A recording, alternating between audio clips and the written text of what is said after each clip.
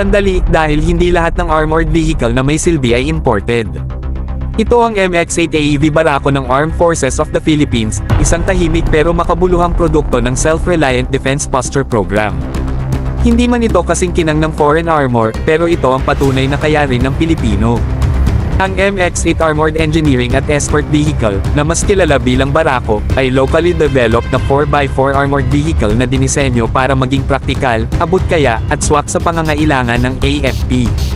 Layunin nito na magbigay ng mobility, protection, at basic fire support para sa convoy escort, patrol missions, at light combat roles, lalo na sa mga lugar na mataas ang banta pero hindi nangangailangan ng mabigat na armor. Ang isa sa pinaka-importanting aspeto ng Barako ay ang paggamit nito ng locally sourced at commercial components. Ibig sabihin, mas madali ang maintenance, mas mura ang sustainment, at hindi masyadong umaasa sa foreign supply chains. Sa totoong operasyon, mas mahalaga minsan ang madaling ayusin kaysa sa sobrang high-tech na mahirap i-maintain.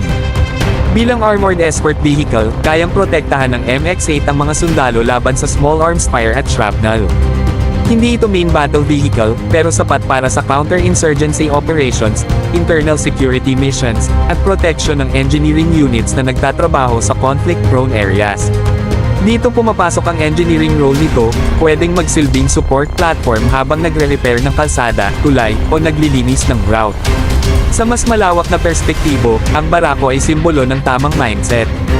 Hindi lahat ng solusyon ay kailangang imported at mahal.